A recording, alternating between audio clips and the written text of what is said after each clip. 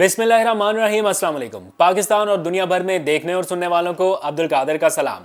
आज का दिन काफ़ी हेक्टिक रहा। चेयरमैन पीटीआई इमरान खान के इस्लामाबाद में कोई 16 से 18 मुख्तलिफ मुकदमात में ज़मानत के केसेस थे। एक अदालत से दूसरी, दूसरी से तीसरी, फिर नैब रावलपिंडी में भी उन्हें पेश होना था, एक इन्वेस्टिगेशन ज्वाइन करनी थी। तो काफ़ी सारी एक्टिविटीज़ को कवर करते करते ये टाइम हो गया। दिन तकरीबन 1 बजे इमरान खान यहाँ पहुँचे थे, फिर 2 बजे इस्लामाबाद हाई कोर्ट, फिर इंसदाद दहशत गर्दी की अदालत, फिर नैब रावलपिंडी, जैसे मैंने आपको बताया। तो दिन 1 बजे से या 2 बजे से लेके रात 8:32 तक वो इन सारे मामलात में इन्वॉल्व रहे और 8:32 पर वो नैब रावलपिंडी के दफ्तर से रवाना हुए हैं। इस बारे में आगे चल के थोड़ी सी बात करूँगा, लेकिन आज के दिन की एक और मेन हाईलाइट भी थी इस्तेहकाम पाकिस्तान पार्टी की लॉन्चिंग के हवाले से। वैसे तो अदम इस्तेहकाम के शिकार पाकिस्तान को किसी और सूरत हाल के पेश नज़र इस्तेहकाम की ज़रूरत थी। सियासी इस्तेहकाम किसी और तरह से आना चाहिए था, ऑर्गेनिक तरीके से आना चाहिए था, लेकिन कुछ तो इस्तेहकाम की सूरत में पाकिस्तान को मिला और वो था इस्तेहकाम पाकिस्तान पार्टी की लॉन्चिंग से पहले आज अदालत में जब गैर रस्मी गुफ्तगू कर रहे थे इमरान खान कुछ सहाफ़ियों से, तो उन्होंने गुड लक विश किया उन रहनुमाओं को जो इस पार्टी में जा रहे हैं। तो पता नहीं इमरान खान का गुड लक किया काम आया है या क्या। पार्टी की लॉन्चिंग ऐसी ज़बरदस्त रही है, ऐसी शानदार रही है कि लॉन्चिंग के साथ ही मकबूल होगी पार्टी। सोशल मीडिया के ऊपर हर जगह पर इसी का तज़किरा है, इसी का जिक्र है। और अगर आप कुछ पोस्ट देखें जो इस पार्टी की लॉन्चिंग के हवाले से लगाई जा रही हैं, तो वहाँ पर बेतहाशा कमेंट्स हैं। तो कभी कभी मैं सोचता हूँ जब लाइक से कमेंट्स बढ़ जाएं तो फिर अंदाज़ा हो जाता है फीडबैक का कि पब्लिक क्या सोच रही है और किस माइंडसेट से अपने रद्द अमल का इजहार कर रही है। खैर, ये हिस्सा है इस सारी सूरत हाल का। लेकिन जो मैं आज पूरा दिन सोचता रहा हूँ उस पार्टी में शामिल होने वाले लोगों के हवाले से, जिन्होंने इमरान खान का साथ छोड़ने से पहले या पीटीआई छोड़ने से पहले जब मैंने भी उनसे बात की थी, तो उन्होंने ऐसे कहा कि हम पीटीआई भी छोड़ रहे हैं और हमेशा के लिए सियासत भी छोड़ रहे हैं। जिन्होंने कस्में उठा कर कहा कि हमारा सियासत से अब कोई ताल्लुक़ ही नहीं है, हम सियासत में आएंगे ही नहीं, ख़त्म हमारी सियासत, हमने तौबा कर ली। तो सियासत से तौबा तायब करने वाले चंद दिनों के अंदर अंदर ही ऐसे सामने आए।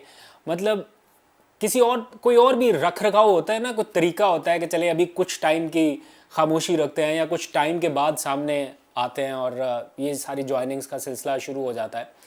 लेकिन इस तरह से सामने आए लोग, और ऐसा लग रहा था कि जैसे उनमें से कुछ लोग तो कल हमने देखे जो बड़े मुस्कुरा रहे थे और बड़ी बॉडी लैंग्वेज थी, कुछ के आज हमने बुझे हुए चेहरे भी देखे। तो बहुत सारे लोग कंफ्यूज हैं कि असल में क्या है, क्या वाकई में कोई प्रेशर है, कोई ज़ोर ज़बरदस्ती से लाया गया है इन लोगों को, या क्या है। अभी तक लोग सही से अंडरस्टैंड नहीं कर पाए। But this thing is this कि इतनी भी क्या बेमुरवती या इतना भी क्या ये सियासी लालच या जो भी आप कह लें, मतलब मैं अंडरस्टैंड नहीं कर पा रहा हूँ इन लोगों को जो यूँ माथे पे गोलियों का इशारा भी करते थे और बताते थे। और बहुत सारे लोग जो कहते थे कि हमारी 26 साल की रफ़ाकत है, हमारी 25 साल की, 24 साल की, और हमने बड़ी मेहनत की है। वो एकदम से मतलब चंद दिन भी नहीं सब्र कर सके, इंतज़ार कर सके और एक ऐसी पार्टी बनाई। अब यहाँ पर क्वेश्चन ये है कि जिस ग्रुप में गए हैं, जाहिर बात है उनका पूरा राइट है सियासत करने का, एक कानूनी आइनी तरीक़ाकार के तहत करें, किसी को कोई एतराज़ नहीं है। इस पर इमरान खान क्या कहते हैं अभी कुछ ही देर में आपको बताता हूँ। लेकिन यही वो ग्रुप था जिसको 17 जुलाई के इलेक्शन में बहुत बुरी शिकस्त हुई थी, और उस वक्त तो कुछ और मनाजर थे या कुछ और सिनेरियो था। अभी जिस तरह से ये पूरा ग्रुप एक फॉर्म हुआ है, तो 2 क्वेश्चन है। क्या कोई पार्टी नज़रिए और वोट बैंक के बग़ैर बन सकती है या वो कायम रह सकती है? मतलब एक बुनियादी मंशूर है, एक बुनियादी नज़रिया होता है किसी पार्टी का। मुझे अभी तक नहीं समझ आई इसके नज़रिए की या क्या है आगे। और vote bank is the main question कि क्या वोट बैंक भी, वो तरीन साहब ने पूरी पीटीआई बग़ैर जहाज़ के तो अपने काबू कर ली, तो क्या उनका वोट बैंक भी वो काबू कर सकते हैं? ये एक क्वेश्चन है। क्वेश्चन ऐसा है जिसका बहुत सादा सा आंसर है। एट द मोमेंट तो कुछ नहीं। आगे मेरा ख्याल है ज़्यादा से ज़्यादा भी डिले कर लेंगे तो 6 महीने, साल में इलेक्शन हो जाना है। साल तो खैर बहुत ज़्यादा मैंने बता दिया, 6 महीने तक इंशाल्लाह इलेक्शन हो जाने हैं।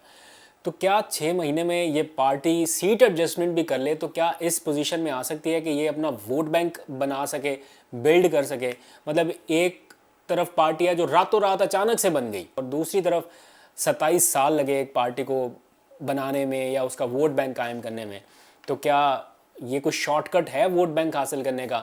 تو آنسر آپ لوگ بتائیے, اور آپ لوگ یہ بھی بتائیے ذرا کامنٹ سیکشن میں کہ اس ساری جو بھی یہ پارٹی کا وجود ہوا اس کو آپ کس نظر سے دیکھتے ہیں, یا آپ کے نزدیک کیا آپ کی رائے ہے اس کو لے کے؟ کیا یہ سارا آرگینک ہے یا یہ وقتی طور پر ایسا کوئی ببل نما کوئی چیز ڈیولپ کی گئی ہے جو بہت جلدی وینش ہو سکتی ہے؟ خیر وقت بھی اس کا جواب دے گا, لیکن آپ لوگ ذرا کامنٹ سیکشن میں بتائیے. آگے بڑھتے ہیں.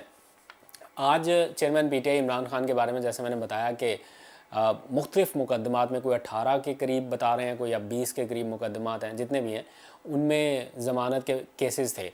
1-1:30 بجے کے قریب وہ اسلام آباد میں پہنچے, پہلے سیدھا اسلام آباد ہائی کورٹ کا رخ کیا, 2 بجے وہاں پر سماعت شروع ہو گئی تھی. وہاں سے ضمانت لی, پھر انسداد دہشت گردی کی عدالت میں گئے, وہاں سے مختلف کیسز میں, اور جو کاز لسٹ آج میں دیکھ رہا تھا آج کے کیسز کی, اس میں 10 کیسز تھے, اور 10 میں سے 8 جو کیسز تھے وہ انسداد دہشت گردی کے حوالے سے وہ عمران خان کے حوالے سے تھے. یعنی آخر میں کوئی 2-1 کیسز تھے جو کسی اور کے حوالے سے تھے. تو آپ اندازہ لگائیں کہ کیسز کی نوعیت کیا ہے, کس قسم کے کیسز ہیں, اور کس طرح سے سارا ایک ہی ٹریل ہے کہ جیسے شاید کو بہت بڑی دہشت گردی کر دی ہے. پھر کوئٹہ قتل کیس والا معاملہ بھی تھا, اس میں بھی ان کو ضمانت مل گئی.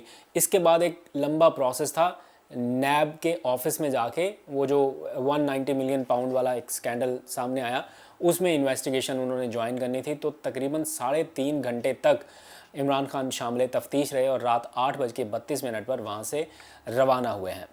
اس دوران مختلف عدالتوں میں جب عمران خان پیش ہوئے تو مختلف صحافیوں کے ساتھ ان کا آمنا سامنا رہا. تو ان سے یہ جو ریسنٹ ہیپننگز ہیں اس بارے میں سوالات بھی ہوئے. پہلے تو یہ جو پارٹی کی لانچنگ ہوئی ہے اس سے پہلے ان سے پوچھا گیا کہ جو آپ کے ساتھی چھوڑ کے گئے ہیں, تو انہوں نے زیادہ تبصرہ نہیں کیا, لیکن انہوں نے کہا کہ جو پارٹی چھوڑ کے گئے ہیں ان کو گڈ لک کہتا ہوں. میسج کلیئر ہے کہ ٹھیک ہے آپ اپنے راستے پہ. تو ایک طرح سے عمران خان نے بھی علیحدگی کا یا لا تعلقی کا ہی اظہار کیا, اور باقی سارے ایک جگہ پہ جا کے پھر شام کو انہوں نے یہ سارا ایونٹ آرگنائز کر لیا. عمران خان اسلام آباد میں تھے اور یہ ایونٹ ہوا لاہور میں.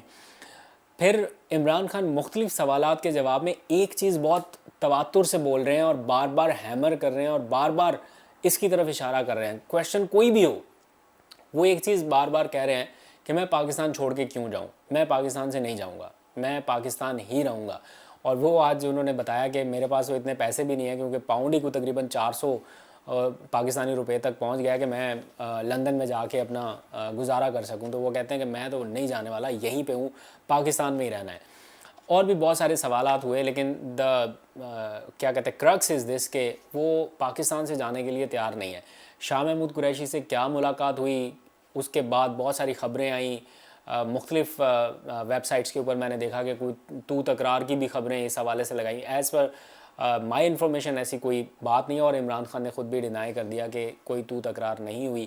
شاہ صاحب قیدیوں کو رہائی دلانے کا کوئی فارمولہ لے کے آئے تھے. اب وہ فارمولہ کیا ہو سکتا ہے؟ میرے نزدیک وہ کوئی یہی ہو سکتا ہے کہ کچھ ہم کریں کچھ آپ کریں, ایک ہاتھ دو دوسرے ہاتھ لو, کوئی بارگیننگ ہی ہو سکتی ہے.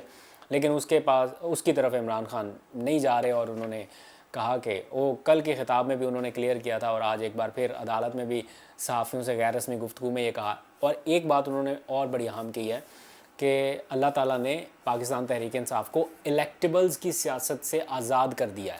یہ ایک ایسی چیز ہے جس کو لوگ بڑا سمجھ رہے ہیں کہ جناب سارے چلے گئے جہانگیر ترین کے گروپ میں, یا سارے چھوڑ کے چلے گئے.